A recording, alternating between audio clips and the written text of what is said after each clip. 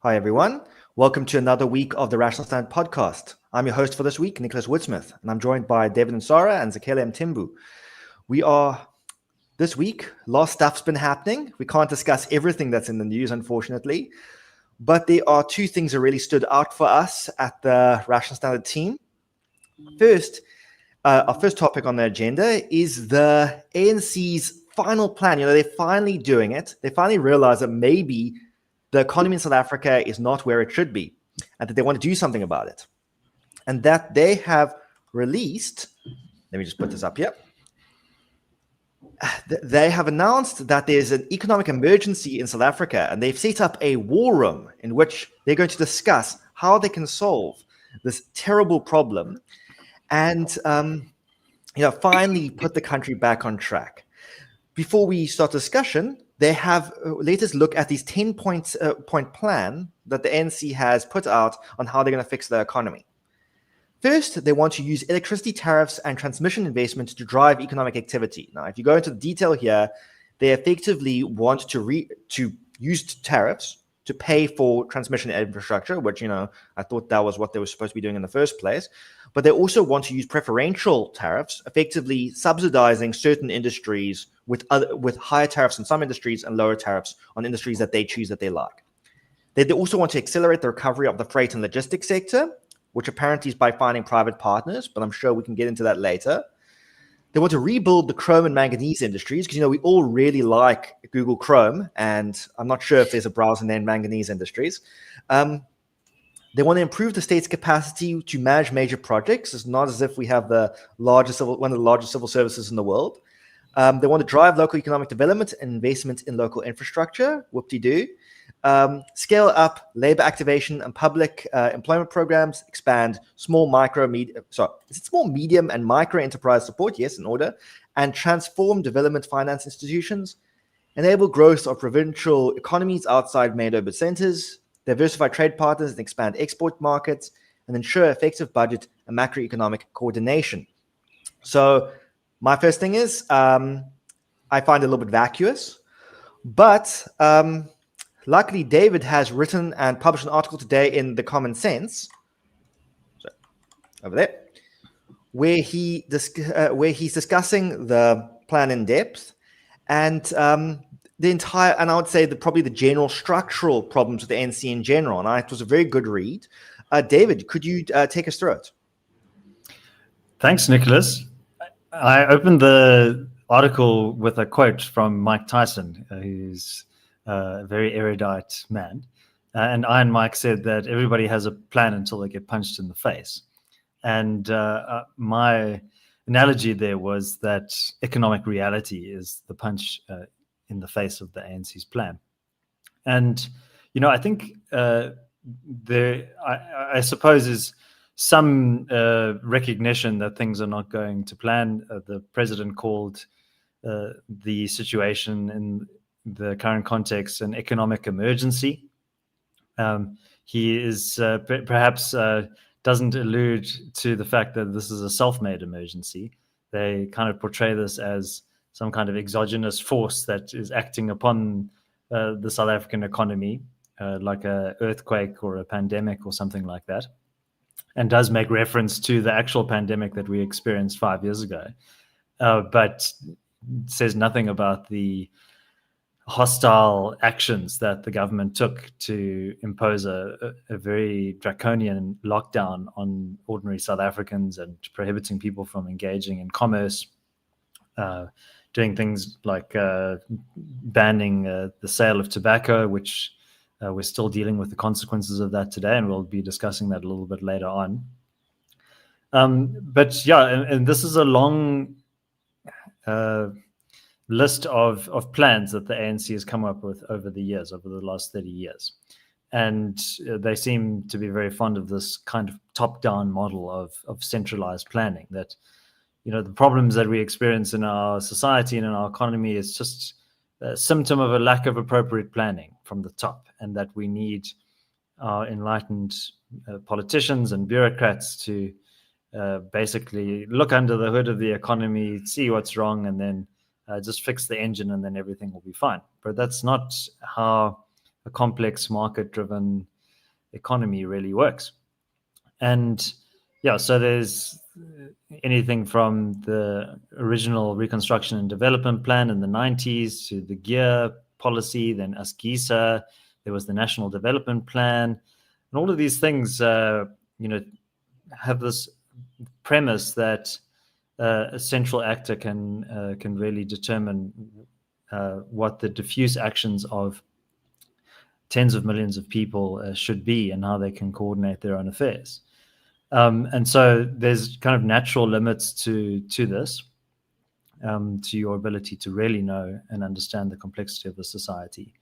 And that laundry list that you went through now is really more of the same. It's a long list of statist interventionist policies that were precisely the types of things that got us into this mess in the first place. So, subsidizing particular industries, picking winners, by expecting tariff payers from, the broader electricity consumer base, for example, to be subsidizing this failing industry. You need to look at what are the conditions in the economy, the business environment that is actually causing these industries to fail in the first place. And a lot of that is because the state insists on controlling electricity supply. And there's been some moves towards privatization of generation. But as we argue in our Liberty First series, we need to dramatically open up and privatize generation, reticulation, and so transmission and distribution. Some of the other things are just about throwing government money at problems, like creating make-work schemes, and also subsidizing or giving preferential financing to small and medium enterprises. And when we talk about government money, it doesn't just come from the magic money tree. It comes from taxpayers and or borrowing, which is going through the roof. We're approaching about 78% debt to GDP ratio. So there really is no fiscal room to be engaging these kind of pork barrel approaches, these kind of policy boondogs that actually not really make any much of a difference.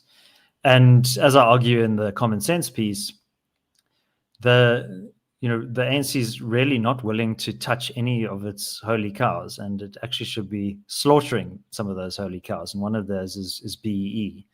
And the president, in his statement on Monday when he launched the plan, he said that the NEC, the National Executive Committee, reaffirmed our commitment to broad-based Black economic empowerment to ensure that we correct the injustices of our past and end the inequality of the present moment. And as I argued and made reference to the FMF and Solidarity Research Institute research from earlier in the year, from about June, on a very conservative estimate, BEE compliance is costing the South African economy up to about 290 billion rand per year. It's the equivalent of roughly 2.2 to 4% of GDP, or about 192,000 jobs lost annually. And of course, if Mr. Ramaphosa was sincere about turning the economy around, which I doubt that he is, he would be scrapping BEE entirely, but he won't be doing that because he is arguably the greatest beneficiary of BEE himself. And there are other policy holy cows that need to be sent to the abattoir, like expropriation without compensation and national health insurance. So I think this is a lot of optics. It's a lot of the illusion of action, and but it's more rhetoric than substance. And a lot of it is this kind of like wish list. Oh, we need to better empower rural economies that are in remote areas from urban centers, or we need better harmonization of our kind of budget strategies. These are just kind of like rather vague, nebulous aspirations. There's no real concrete detail there. So I think this is the sign of a party that's increasingly desperate and really running out of answers for how to fix the economy. And it can do more by doing less. It needs to take a Zen approach. and follow some of the prescriptions from the Free Market Foundation's policy agenda, which we draw from our Liberty First series, like scrapping NHI and encouraging the adoption of low-cost benefit options. There's the job seekers exemption certificate, which Zakes knows a lot about. Instead of subsidizing employment, just give employees, job seekers, the ability to opt out of our onerous labor laws, eliminate foreign exchange, and remove tariffs, and chuck out the Expropriation Act. These are the basic building blocks of economic activity. It's not rocket science, and the evidence is well known. That if they want to achieve these things, they can easily do it, but we can maybe get into a bit more detail about why they don't. Thank you so much. It's a very good article. I really enjoyed it. It also, I like that it provides a different angle from an article that I have in the pipeline that's going to be published any week now. Hopefully this will still be the news when my article is published. I had a look at your draft, and it was very good. So thank you. Our viewers and listeners should go and check that out when it's published. I can maybe give a sneak peek with some discussing after. Zakes, my first question to you before you rip into this on your own is, like, why now? Is it is it just random timing completely? Is it because there's an upcoming election, or is there something that none of us have mentioned or thinking about of why this is becoming a thing now? I would think really probably would be the upcoming election, maybe coupled with increased pressure from, things like the Madlanga Commission, which implicates a whole lot of ANC figures. So, you want to put your best foot forward. So you're like, hey, we still have things under control. We have a plan for everyone. So, but I think it is mostly due to elections, right? The ANC's power is slipping. So they are trying to project a sense of we still have it under control. Look, we have all of these great ideas, these war rooms. I find the idea of war rooms very funny, but it is something this current presidency, which is like an oxymoron for it, right? Like a war room would, at least imply that there's some concomitant action, to quote the current president, right? But no concomitant action is being taken. Instead, like, he is the most tentative, he takes no decisions, yet he has multiple war rooms for multiple things. So it is pretty interesting. But I think it is really elections and trying to make everyone feel okay. Like, we still have this, and even though we have senior ANC political figures like former ministers and current ministers being implicated in a myriad of shenanigans, we are still gonna, I guess, present more plans that will be contingent on having people distributing funds to certain sectors, and everything will be okay. So it is a thing trying to make themselves feel good. The plan itself, though, right, is like typical interventionist stuff, as David had mentioned. It is, it is more the same, right, which is disheartening because it does not show at least an understanding of the drastic measures that are needed in the South African economy to turn it around. We have, a close to a majority, or at least half of the young people in South Africa that are just totally unemployed, right? And the ramifications of this for the future are very dire. These are people who aren't acquiring any skills, meaning they are growing older, going to family starting ages, and they still have not climbed the ladder. And the state says that they don't want them to climb the ladder through their institution of, oh, sorry for that. We can hear you. Cool. Yeah. But I think there's something happening outside. But so the state, it is pretty much still presenting the same thing. It is still presenting the same thing. Maybe we should come back to Zakes when. Please do come back to me, right? When the riot outside of his apartment Yeah, no, I the other day actually just to talk about that, I had a jackhammer right outside the window when I was during the tobacco paper launch. I'm really glad that no one's somehow heard the jackhammer right outside because I was doing roadworks right outside the door. But Okay, all good. I think okay, is it cool. Yeah, still audible? yeah, I can hear you loud and clear. Oh, Go okay, go ahead. cool. I thought it's the curse of the leaf blower, but yeah, the state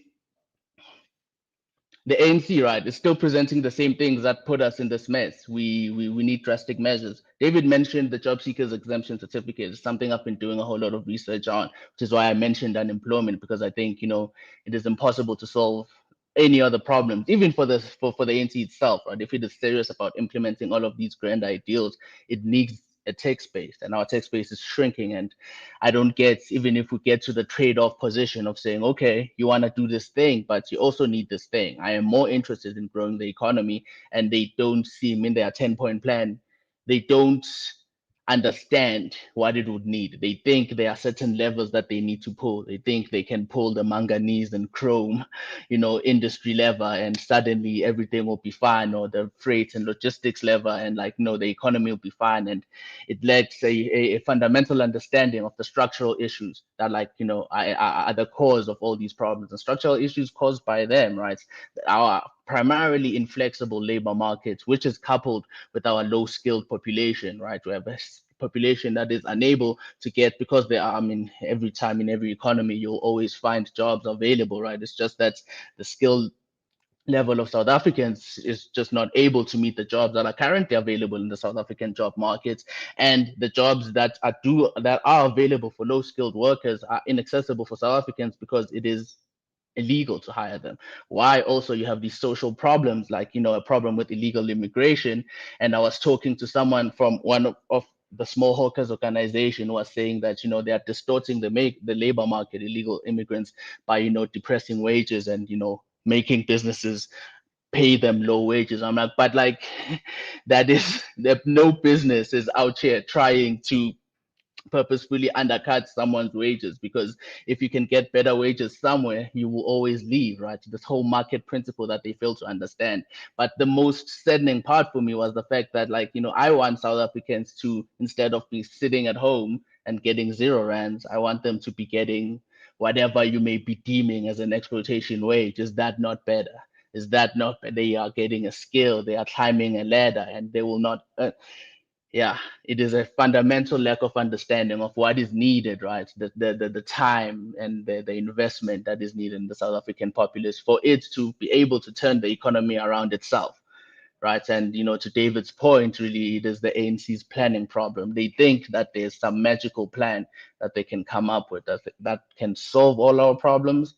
And I doubt that such a plan exists. Well, no, I even doubt it. And there's definitely no such a plan that exists. Of course, outside of the Liberty First recommendations. Our plan is great. Their plan is bad. I think from my side, I think you're completely right. There's just, I think the main thing with the ANC and ANC supporters is just a fundamental misunderstanding of economics, because it seems so simple to us, and it's quite frustrating because employment solves so much. Because the thing is that we talk about our fiscal crisis. The more people are employed, that means not just more taxpayers, it also means more people consuming, which means that more VAT being paid, which means companies are making more money that can pay more corporate tax. When you can create gainful employment for a large portion of people, that trickles outwards, not even trickle down, it trickles outwards towards everything, trickles up, trickles down. Everything is solved from that point onwards. Yes, of course, you're still going to have some problems. South Africa has a lot of social problems that are going to take which are a lot harder to solve, but the majority of problems will be solved if we liberalize the labor market, allowing more people to get jobs, if we cut red tape, allowing more people to start businesses. I think it's very frustrating being us and knowing these answers that the powers that be refuse to acknowledge, probably just don't want to acknowledge. Because I think that there's a philosophical thing here that authoritarian governments do not want advanced economies, because advanced economies have rich bourgeois classes that can resist their tyranny. And that's just the thing. And I think a lot of people in ANC aren't stupid. I think they don't know things that we know. But I don't think they're stupid. I think they just have incredibly different priorities from what we have. And I think a lot of the time, they don't truly want to have a liberalized economy, because that means that people who they don't like, who could possibly resist them, will have money and will have resources and capacity after that point. I think another point I wanted to make, just a minor point, is that I think that both of you mentioned that this is the sign of like desperation, because the ANC it's losing its hold on power. It's a collapsing regime. And the more of a regime collapses, the more it regulates. That's a quote. I can't remember who said it. I think it might have been a Roman person. And either Roman or American founding father. It's either one. Or could just be Milton Friedman for all I know. But the more it regulates, but I would also say the more it focuses on vacuous optics. And I think that we saw this with the National Dialogue earlier this year. We see this with the constant war rooms that you mentioned, Zex, I like that Cyril Ramaphosa has turned himself into the most embattled president through wars of his own delusions. I think that it definitely shows the ANC's weakness, that they will keep constructing these optics, these committees and these war rooms and these dialogues and everything, because it refuses to actually have action. When a real good government would just act on the solutions that are actually clearly in front of them, rather than continuing to say, hey, let's just have a discussion, let's have a discussion, let's have a discussion. They sound like university students. David. Yeah, I think that was Cicero that you were quoting there, Nicholas. The closer the collapse of the empire, the crazier its laws are, which I think is very apt. And yeah, I just think we should maybe just reflect on the limits of planning. Once upon a time I read Thinking Fast and Slow by Daniel Kahneman, and he and Amos Tversky were the pioneers of behavioral economics. So Kahneman was actually a behavioral psychologist.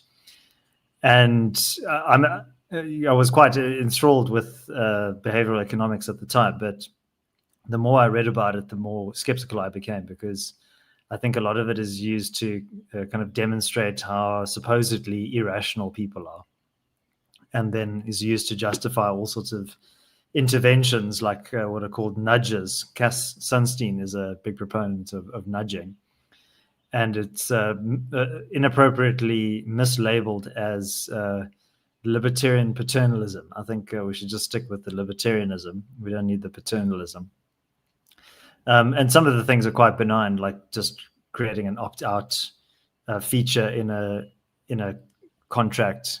So you, by default, you're donating your organs when you die, rather than having to specifically opt in, but you can opt out, so you have the choice. But so they go through a lot of flaws in people's thinking, like status quo bias or loss aversion. So you kind of tend to not want to take risks because you don't want to lose what you have, more than even if there's gains potentially to be made. Status quo bias, you kind of like things the way that they are.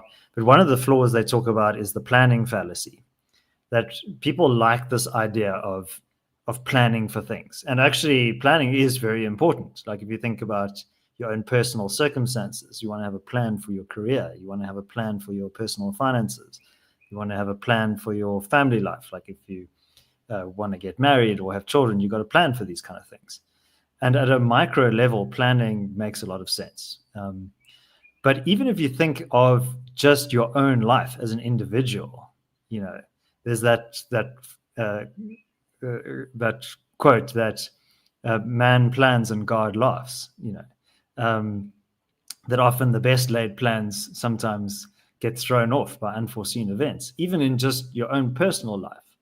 So if you expand that and scale that up to a society of 60 million people, I think, look, there are also moral and ethical objections to leaders, even if they are democratically elected, making these big decisions on behalf of others. But actually, your ability to forecast and to determine how complex events are going to unfold is very limited.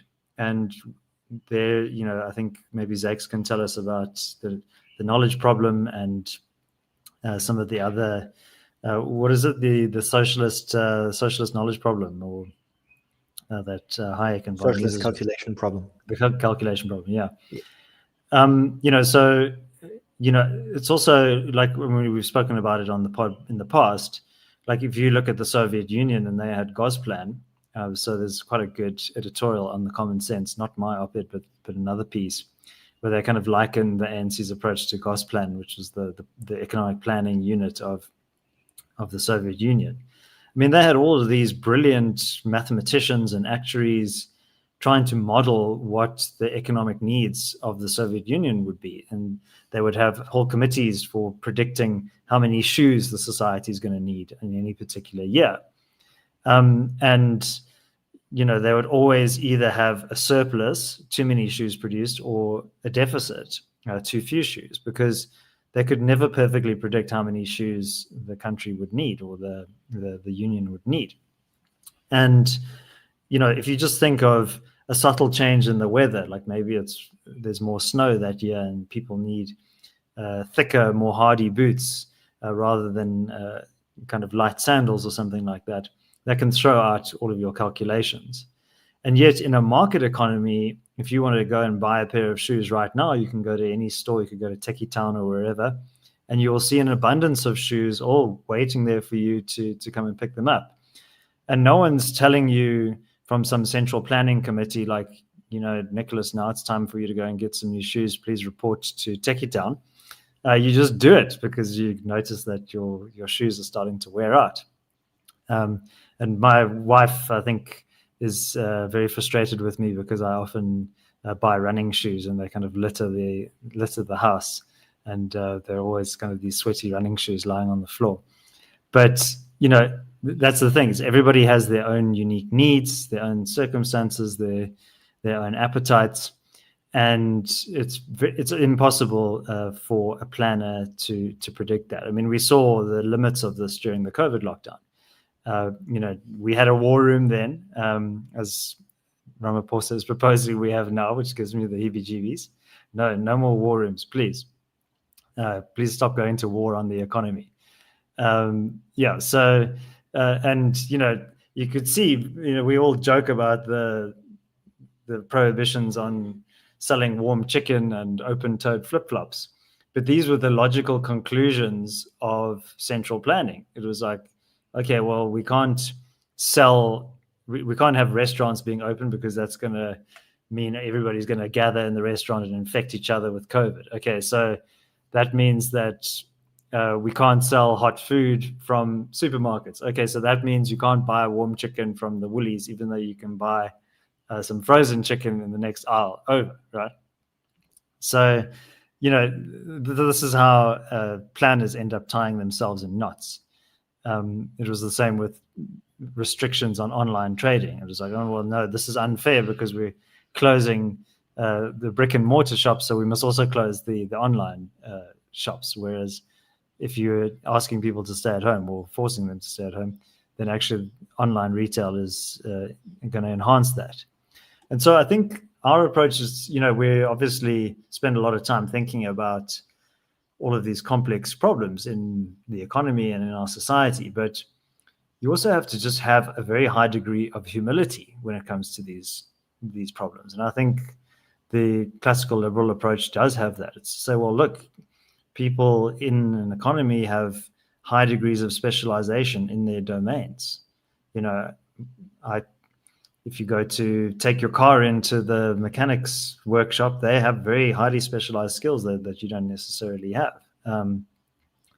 And so it's, a political class that is self-appointed and an anointed class. What do they know about your particular industry? Or, do any of these government officials know anything about chrome and manganese? Can they even tell you what chrome and manganese is being used for? I have a vague idea, but I wouldn't say that I understand the entire chrome and manganese value chain. I certainly wouldn't want to be determining how much to subsidize it or not subsidize it, or when it's deemed to be a recovered industry or not. These are healthy, vital industries, are the consequence of economic production the correct incentives, and market forces. Markets are far more efficient than any centralized bureaucracy at allocating resources and determining what the wants and needs of the populace are. Back to you, Nick. I think on that, especially because I was trying to discuss a lot of governments around the world in history, especially ones that some people try to hone in on as examples of good central planning, good state intervention, really are not. In the article which I have, which is going to be published sometime in a week or two, I discuss how Japan, during its post-war period, tried to use tariff protections and subsidies to build up its steel and chemical industries.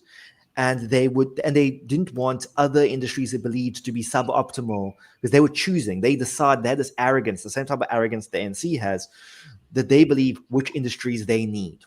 And they believe they need steel and chemicals, and they don't want those pesky automobile industries and that pesky small consumer electronics industry stealing the resources, stealing the labor, stealing the skills and capital from their steel and chemical, which is going to build the Japanese economy. Even despite state intervention, which was putting protections on the steel industry to protect it from foreign competition and giving money to the steel industry while putting tariffs to punish the consumer electronics and the automobile industry, what do we know about Japan's economy now? We don't know about Japanese steel, Japanese chemicals. We know about Sony. We know about Toyota. We know about the fact that if you want to have before Korea took their limelight, if you wanted good consumer electronics, you buy Japanese products. And if you want good cars, even today, some people might, I know people get tribalistic about car manufacturers. And I drive a Chevy, so I'm actually probably on the American side here. But Japan does make good cars. That's undeniable. But the Japanese government, if they had gotten their way, that wouldn't have been the thing.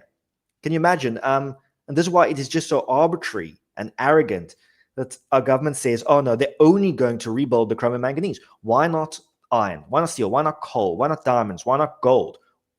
Hey, honestly, if we're going to go by picking winners, go by gold. The reason that the JSE has been having kind of a bumper period at the moment is because of our gold mining industry. I know that Goldfield is up by like 160% over the last year. That's amazing stuff. When our chrome industry, our ferrochrome production, if you look at Merafe Resources, they are hemorrhaging staff. They are having to bribe their stockholders with increased dividends. And it's not because, oh no, they need help, they need subsidies. It's because there's no electricity, because we don't have a privatized electricity grid. There's too much crime. There's too many mafias. It doesn't matter how much subsidies you give them. If you don't get the fundamentals right, it's not going to help. Zakes. Nicholas, before we go to Zakes, I always have to mention this in the context of planning.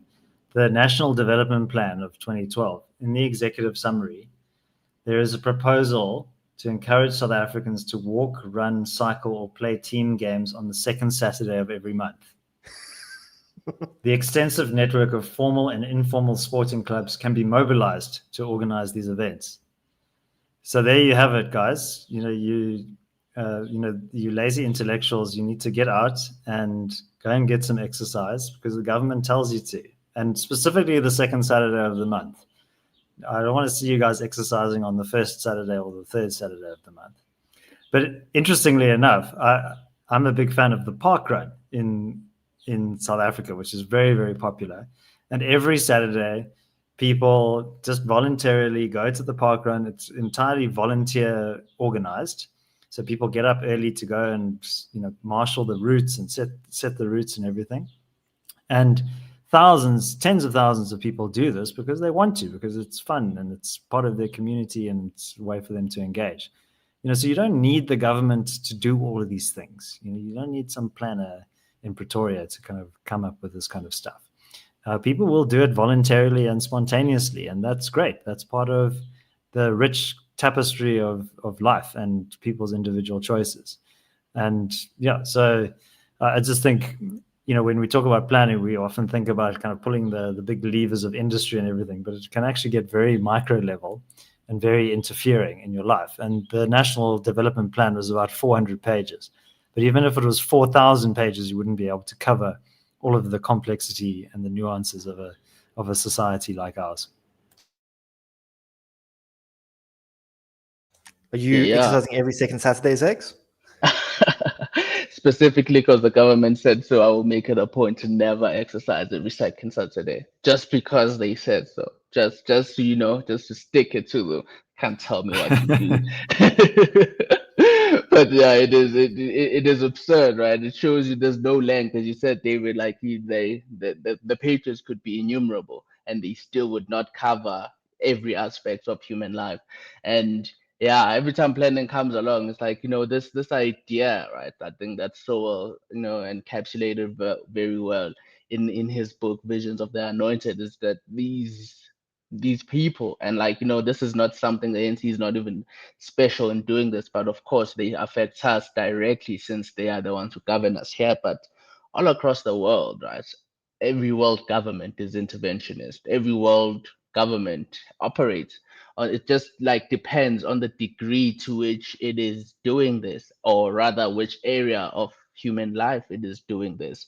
But it seems, and it is unfortunate, because there used to be a time, maybe it is with the growth of technology, it is easier for the state to be more interventionist, to, I guess, be more involved in your life. But there's a general understanding that, people like us are the, I guess, crazy people, are the deluded people, the people who are saying, people should be free. How dare you? You think, what are you saying, that there should be no regulation? That's how people, think, and that's how bad it is. And all across the world, really, there's like, no, no. Maybe I guess with the exception of, Javier Milei, and even he is, his populace is like, maybe giving us too much freedom.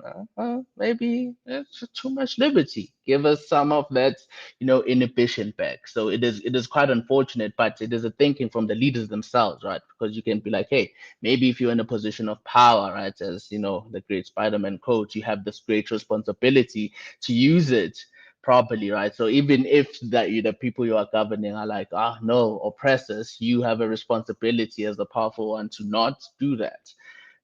But they don't do that. Instead, they keep on pushing for more and more and more intervention, or rather, the status quo of it is exactly that, right? Like, David listed all of the plans that have came even after. You can even go back to the NP2, who were also, pretty good planners too. They also were enthralled by plans. They had boards for multiple things, and the NC seems to have inherited that. But everyone else across the world does this, and it is unfortunate. That is why the work, I think, that we do is pretty important, right? Just to remind people that it is like, this is not the norm. Like the government telling you how much you should take as a wage is not the norm, should not be the norm. You should be able to do all of these things. But yeah, in the end, the beauty of markets is exactly that, right? With the calculation problem, it's beautiful. I find like the market itself, how it operates, like how all these different people, the mechanic doesn't even know you. They don't know that there's someone, they just see market trends. They know that cars break down and they think, hey, let me fix some cars. They get the skill without having to know you. You come, they get it fixed, you go again. Like all of this they do, and it helps you, right? We need food, we need clothing, we need things fixed, and none of it is like outside of the emotional aspects. No one is doing it because they care about you specifically. It is because of self-interest, right? That counterintuitive sense of the market. I find that to be beautiful. I hope we can communicate that to as many people as we possibly can, because it is pretty amazing how human beings seemingly pursuing selfish ends, but if they are not hurting anyone, can do amazing things. But our leaders don't seem to get that. I guess they're scared. When people are free, as you said, Nicholas, advanced economies have bougie populations, particularly for us specifically in Africa, right?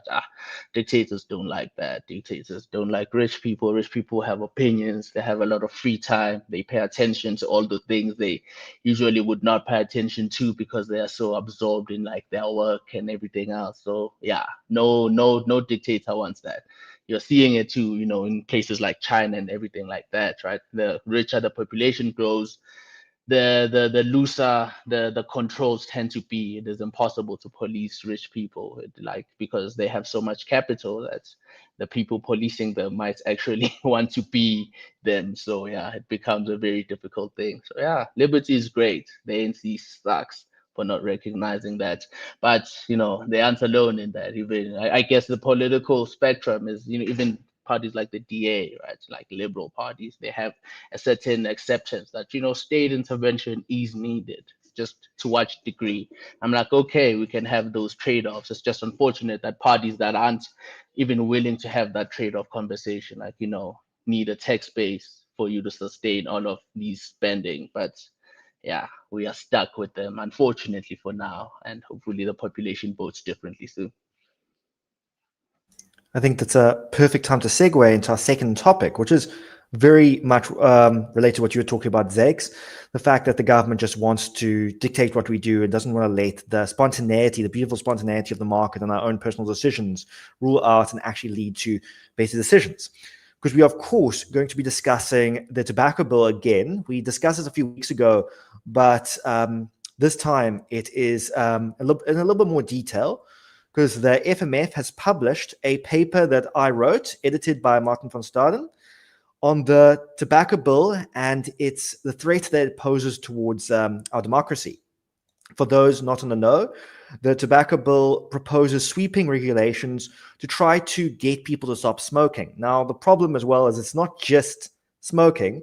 They also are treating vapes, e-cigs, in particularly even things which have no tar, any actual harmful benefit, things which are used to help reduce smoking, harm reduction alternatives.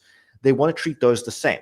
And they're doing this because, as we've been discussing in this first topic, they've got this arrogance where they believe that they know best and that they can push this on people. And as a result, we can see already that when they tried to do something similar during lockdown, they ended up pushing people away from smoking legal cigarettes. And no, they didn't stop smoking. They started buying possibly even more unhealthy cigarettes with weaker filters. Actually, no, for one, I know quite a few smokers who started purchasing illegal cigarettes which were more unhealthy because they did not have proper filters. And they're buying this, which is now empowering criminal syndicates, which are then can redirect their money into genuine crimes. Because, for every cigarette that's, not really a harmful crime in itself, for every cigarette they sell, they could be pushing that into funding a human trafficking ring. They could be pushing it into arms smuggling. They could be pushing it into buying weapons to go to war with their enemies, which then leads to collateral damage over turf wars, where kids are caught in the crossfire.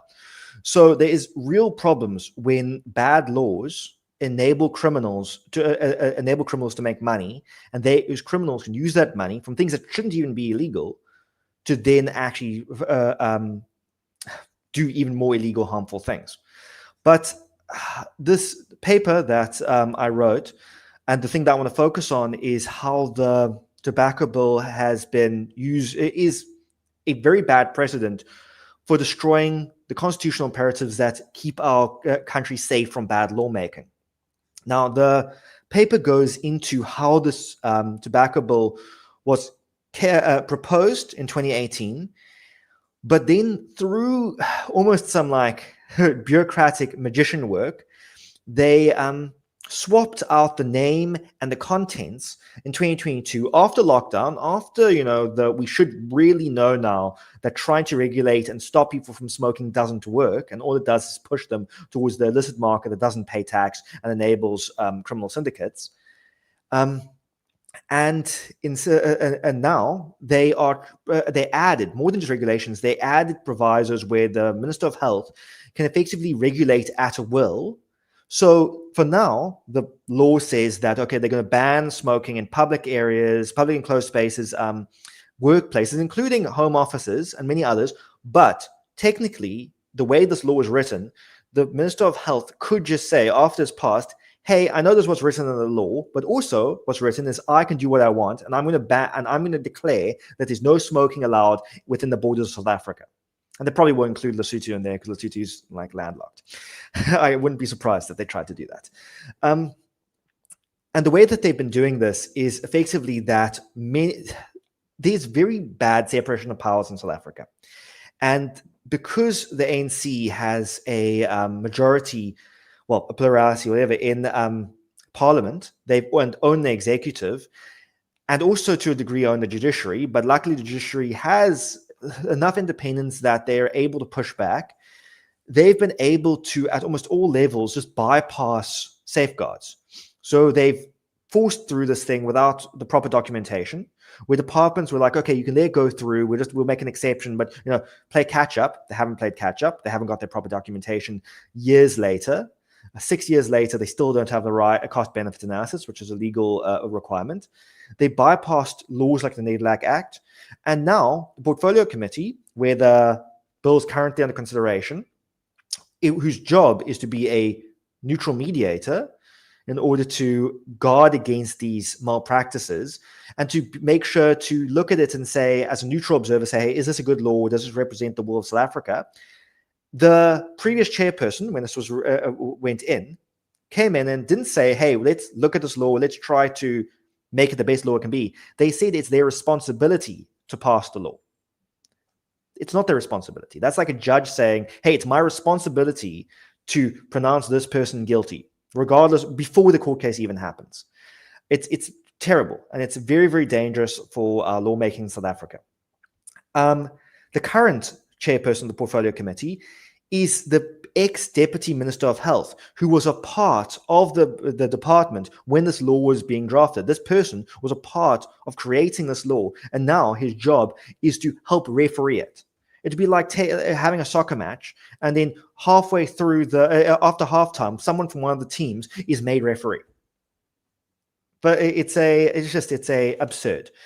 And so now we have this terrible law that's being pushed through by the government, where all the people whose job is to halt it and to judge it properly are part of that government and pro that government, and also pro just banning cigarettes, because they just don't like cigarettes, and they cannot see that maybe today it's a freedom they don't care about being infringed, but tomorrow these same tools they're creating could be used to infringe their freedoms. But I've been speaking for way too long now. So, David.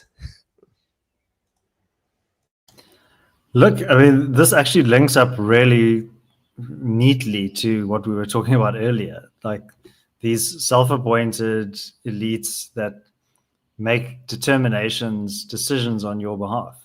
And I'm not a smoker. I need my lungs to chase air, as Zakes often refers to when he's deriding my running habit. But, but that's part of people's individual choices. Sometimes people might drink too many sugary, fizzy drinks, or they might eat too much fatty foods, or heaven forbid, do things that, like watch too much television or watch very long podcasts on a Friday during their working hours when they're supposed to be hard at work. There's lots of errant behaviors that maybe you don't like, but that's part of living in a free society, is that people have their own objectives and their own pursuits. And I think this is a very dangerous tilt towards paternalism, and with extraordinary powers. It's not like what we were joking about earlier, where the NDP was saying that they're going to encourage South Africans to exercise on the second Saturday of the month. These are very coercive, formalistic, restrictive rules on what you can buy, how you can advertise, your freedom to trade. And it really just kind of speaks to a sort of a nanny state imposing itself on the will of the people. And who's given them the authority to do this? And I think what's interesting in the report is you highlight just how much foreign lobbying has been occurring by the likes of the World Health Organization and many other NGOs and other groups that are sort of pushing these narratives. And I think it's very disconcerting. I think we should all, regardless of our consumer preferences, be standing up against this, because next thing they're going to start coming for the drinkers who drink too much alcohol, or the people who have a sweet tooth. And, next they're imposing a social credit system to say, like, hey, we want to do that proposal in the NDP, and we're going to track if you attending your mandatory second Saturday of the month exercise session. But this is not terribly far-fetched. I mean, in the United Kingdom at the moment, they're wanting to introduce digital IDs. In China, they have this social credit score. You've had instances of debanking, like with Nigel Farage in the UK. You're deemed to have the wrong political opinions, so therefore you're going to get your bank accounts closed. So I think we need to be very sensitive to some of these infringements on our basic freedoms.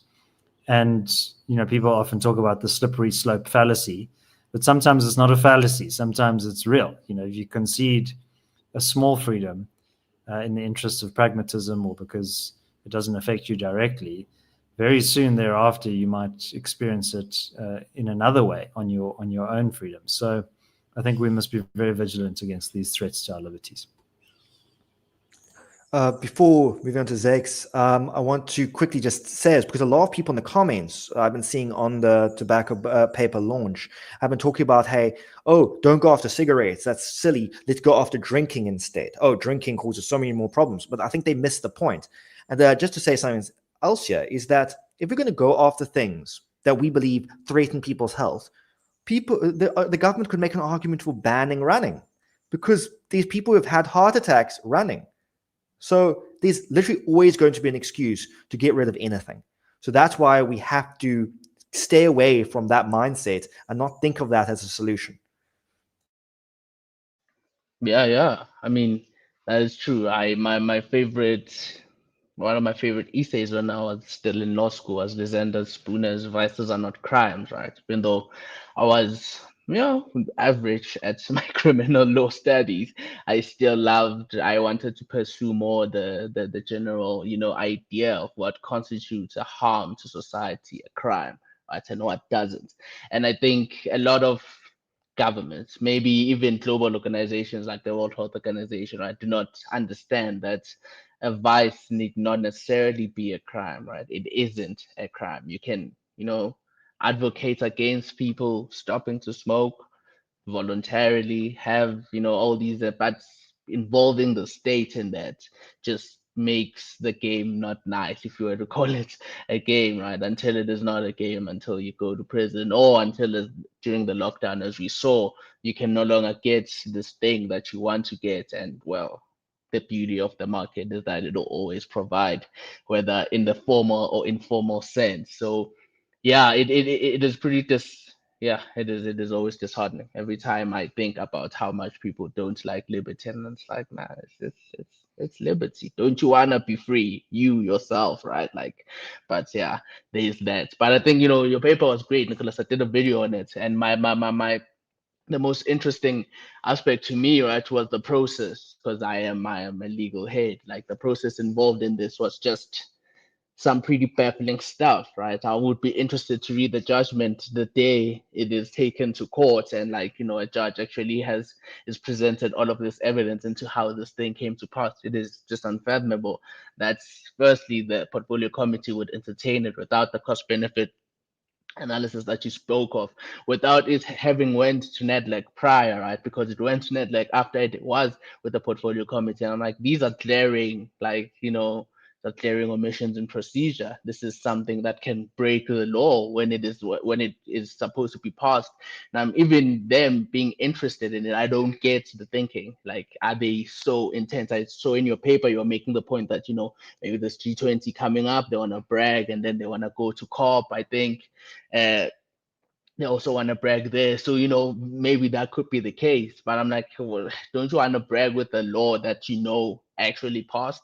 Like, because this thing, even the most anti-smoking judge would strike it down, because it is way too, the process involved in it. I think your paper, the title of the paper is great, right? It is a case study in anti-democratic lawmaking, because it is unfortunate. And you were speaking, David, about the NGOs that are involved in all of this thing, and it is unfortunate because we are also an NGO, at least at the Free Market Foundation, and I'm like, hey, it would be okay if for every single pro anti-smoking NGO, they had another pro-smoking NGO, given the same amount of time to present, given the same leeway, given the same cordiality. But that is not the case, right? These NGOs are intimately involved in like the drafting of this of this legislation, in the planning. They are pretty much partners with the Department of Health. And then you have to wonder whether there is any impartiality there. There's none, right? And it is pretty much the state telling us that it is going to do this, and there's nothing that we can do. And I think, should it ever get to court, and I hope that it does, because it will create a great precedent. We already have great precedent on like the substance of public participation that, Nicholas cited in his paper. But I think this would be great too, because my entire point has been that the state does not read all of the submissions I have sent to them about every legal amendment that they do. They don't care about them, right? And I think this instance has the clearest evidence of like how the state was in like just laser focused on achieving a particular outcome, and there was nothing that could deter it, not even like constitutionally mandated process of passing legislation. So yeah, I think that was the most interesting aspect of the paper, the procedure of it all. And I'm not a huge procedure guy, but like that was pretty cool, Nicholas. Oh, I guess pretty cool in that it was written, not cool that it happened, not cool at all. Thank you so much. I really enjoyed your video summing it up as well. I watched it last night. Threatening myself with a heart attack by riding on this stationary bicycle, because running around is dangerous in this hot weather and crime-filled city. But something I want to discuss about, because I have another upcoming article about this NGO displacement, which goes into things like the National Council Against Smoking, which I mentioned in the paper, and how a lot of these NGOs, it's not just some shadowy thing. Like a lot of them are these shadowy foreign funded NGOs, which are effectively being given all this preferential treatment. But some of them are literally almost kind of like employees of the government themselves. Like National Council Against Smoking receives over 1.1 million rand a year from the Department of Health to do two things: to run a landline to like help people stop smoking. I tried phoning it about 8 times. They didn't pick up a single time. So that's not working. And the other part of it, the reason maybe they were on a smoke break. Probably. And they're trying to quit, but whenever they phone the quit line, it's engaged because of them. But also they are literally a part of it. They're being given money by the department to lobby against smoking. So that's a part of the other thing, to draft anti-tobacco regulations. So our tax money is explicitly being used to fund lobbying. And that is really, really bad. Now, there's the thing is that it's NGOs. I'll be very hypocritical by saying NGOs shouldn't be political. There's a very big space for NGOs to be political, but not if they're receiving taxpayers' money. I would feel very bad if the FMF was receiving taxpayers' money, because I know that there are taxpayers out there who don't believe in what the FMF is doing. And it would be patently unfair. Another big NGO that I wanted to point out is Gun Free South Africa. Gun Free South Africa receives public money through the National Lotteries Commission. So does Black Sash. Now, Black Sash is slightly not as bad as Gun Free South Africa. It doesn't seem as bad, but Black Sash does lobby for increased grants and welfare. So this is effectively an NGO using public funds to lobby to spend more public funds. And Gun Free South Africa is obviously receiving public funds to lobby to disarm people and to advocate gun buybacks and gun confiscations, which have been linked completely to arming violent criminals. It's just very disgusting what happens in this country. Yeah, I think you got to follow the money. And I mean, that's such a telling anecdote about how our fiscal situation has deteriorated so much, that there are these parasitic entities that have an interest in expanding and extending state power and drawing more and more resources from productive people. And I'm no smoker, but you could even make an argument that nicotine actually is very good for productivity. That's why some people, like writers and so on, artists, smoke liberally. But Yeah, I think we also just have to kind of make a conceptual or a normative point about freedom. There are plenty of behaviors in society that are destructive or unhealthy.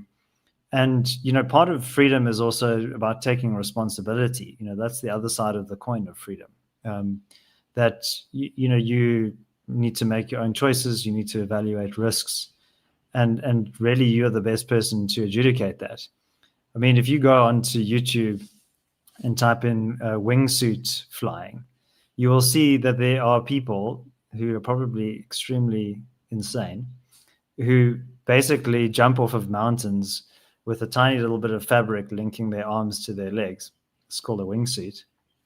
And then they, at the very last moment, deploy a parachute to guide them to safety. And the incidence of mortality in wingsuit flying is like on a long enough timeline, you're going to die, basically. So the slightest miscalculation as flying through a ravine and you hit a little tree branch or something, that's the end of you. But for some reason, people think that this is a really fun way to spend their time, and the thrill of the adrenaline rush makes it worthwhile. And they're not, maybe you could make an argument that they might harm somebody if they crash into them or something like that. But that's their risk that they're taking, and I would argue that that's far more unhealthy and destructive than occasionally puffing on a cigarette.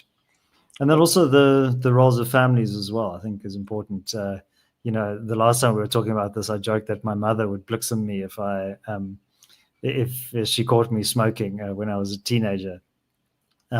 She wouldn't actually blitzen me. She would just be very disappointed. I love you, Mom.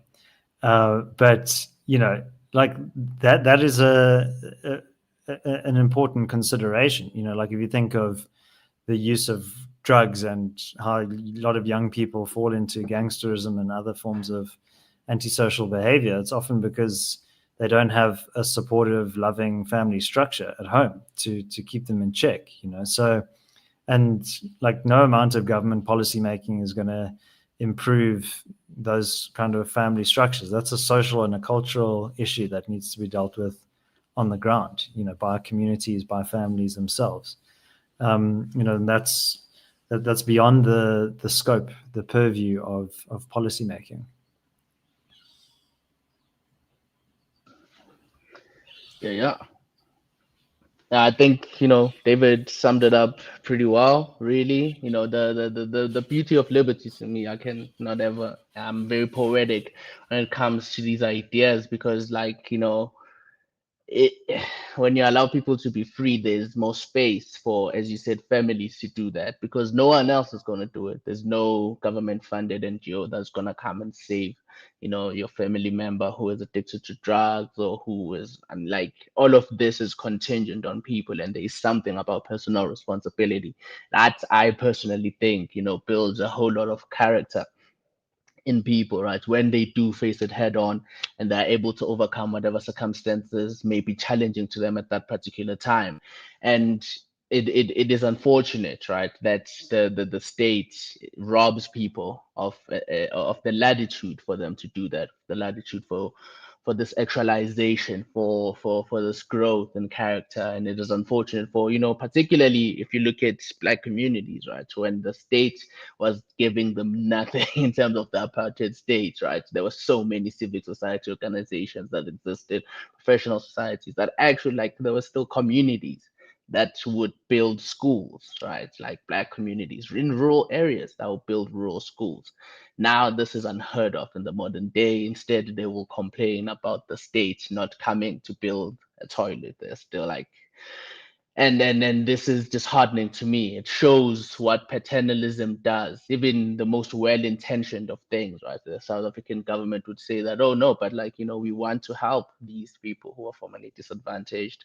We want the state to finally give them things. And you actually look at the results of those things socially, and it's like, man, like, you eliminated the latitude for agency, or at the very least the incentive for it. And as such, the long-term effects of it is that actually organic, bottom up of institutions and organizations that are supposed to help these communities will not exist. So yeah, the smoking issue really is just like, one symptom of a broader form of thinking of saying we are gonna take care of you. The state is your father, and it will take care of all your problems. Do you smoke? I will be like your father or your mother in David's case, right? I will be very disappointed in you. And instead of stopping at disappointment, I will make it that much more harder for you to smoke. Everyone in the in the country, I guess, becomes, a child with like a parent who is finger wagging at them or shaking their head in disappointment. And I'm like, that is no way to run a society, because the ramifications of it I have spoken about is that, like, then I don't realize the dangers of smoking myself. Instead, if I do change my behavior, I change it only because of external influence. And the moment the external influence wanes or its enforceability becomes not as great, what then happens? And then beyond that, the long-term effects, right? Let us say stopping to smoke is a good thing, but we are not starting, I'm not even starting on that journey to actually voluntarily get there, because the state is saying, I'm going to force you to do that whether you want to or not. I'm like, yeah, like on a psychological, I guess, social level, like paternalism is pretty messed up. And this is an instance of it. But yeah, the procedure aspect of it, I've already touched on it. That was horrible. That was very horrible. So yeah. I think the main thing we have here, which we've seen from both topics, is that we don't only have elites at the top just wanting to control, wanting to impose. I think the ANC gets very mad that they all got their degrees at Moscow University. They really thought that when they're going to come to power, they're going to have this nice Soviet-style command economy, and they got really disappointed that democracy got in the way. But we also have people from the bottom who want to abdicate responsibility. They don't want to have to, do the hard things of building their own schools, running their own NGOs, even though that's what works. Because like how the private sector performs better because private companies don't have a lifeline, they have to succeed or collapse, and they are independent from the political system. When an NGO is tied into the political ecosystem, when it's tied into receiving government funds, it loses its independence, it loses its vibrancy, it loses that drive to be independent. And so I think that's probably just my closing remark, that for both, leave people alone, leave people's cigarettes alone, leave our economy alone, because the ANC really doesn't know what it's doing. And no government would, actually. Yeah, I mean, I think linking these two topics, I mean, we mentioned the COVID lockdowns and the restrictions on the use of tobacco, which was not grounded in any scientific evidence. I mean, it had nothing really to do. I even remember during COVID, there were some reports that actually smokers were less affected by COVID, and that fit people were actually more susceptible in some ways. So, but who knows? There was a lot of confusion at that time. But what's interesting is, yeah, there's the long tail of those lockdowns is still being felt today. So, I mean, there's this illicit economy now that's been built up around so-called illegal cigarettes. And there's a huge price disparity between them. So if you go and purchase a legal regulated pack of cigarettes, you might pay between 25 Rand and 60 Rand per pack. But these illicit cigarettes are selling for between 5 Rand and 20 Rand per pack. So much, much cheaper. And obviously consumers are going towards these cheaper options. So even if you believe in this stuff, that the government should be determining what the regulations should be and imposing itself in the interest of some kind of utility maximization, you should still be liberalizing, because I mean, if you're a money-hungry state, you're losing out on a lot of tax revenue. And they put in terms of excise taxes and all these other duties, it accumulates to about 25 Rand per pack. So, there's no way that those illicit traders are paying that minimum collectible tax of 25 Rand. And so, I mean, it's about 60% of the total cigarette market in South Africa is this illicit trade. And this legislation is only going to drive people to seek out those products, and maybe the health and safety standards are not going to be as tight there. So I think the government's really shooting itself in the foot, and it often makes this case that, oh, we need to do this in the interest of public health, and that we have this overburdened public healthcare system. But that's another sleight of hand, where the government creates the conditions for justifying its own authoritarian or draconian measures. Because we didn't ask them to create this giant inefficient public healthcare system. And also the fact that there is this public healthcare system, it diffuses that individual responsibility. It takes away those incentives. Because if you know that, you can smoke and drink yourself to death because the government's just going to take care of you at the end of the day, rather than you taking responsibility for your own health, then you're creating almost like a moral hazard there. So those arguments, I'm afraid, don't really wash with us. Take responsibility for your own health. I would like to say rather go and do some vaping rather than inhaling tobacco smoke, but the government, in its wisdom, wants to restrict people from vaping as well. So that just shows you the folly of their planning measures. Here we have the market delivering a healthy alternative with a variety of choices and options for people to get off of harmful cigarette smoke and onto vapes, and yet they're treating us with the same, they're painting it with the same brush, and that's going to not only destroy that industry, but it's also going to only amplify some of the health problems that they supposedly are animated by. But those are my closing remarks. Planning is bad. It often backfires, doesn't work. Let people make their own choices. Yeah, I think really, the both of you gents have summed it up. Planning is bad. Liberty is great. Just let people be free, as I will always preach, live and let live. You might like to think that you have, an idea of what is good for people. You don't. And even if you do, really, I think it's much more better to talk to someone and convince them that you do have a better idea of what is best for them. And if they agree with whatever argument you're making, then I think you would have achieved your end of them changing their behavior, because they would be doing it voluntarily. So give people liberty at all times. Live and let live. Really, I think that sums it up, since we're talking about the ANC's planning mania. And well, I guess another variation of that with the tobacco bill, but that being more global. Just live and let live. That's a perfect note to end this week's episode of the Rational Standard podcast. Thank you for joining us. Make sure to check out the description for David's article on common sense. You can also find it on thecommonsense.co.za. The title is The ANC's Planning Problem.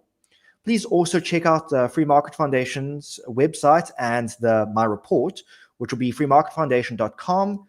And it should be on the homepage, but you can also use the search tool and search for the tobacco bill, and it should be up there. It's called a case study in anti-democratic lawmaking. It's going to be also in the description. Also, make sure to check out our website, rationalstandard.com, and libertyfirst.co.za, where you can find all the plans which the government should be doing, because planning might not be a problem, but these plans are good. Anti-plans. Thank you. Anti-plans. You should go for anti-planning.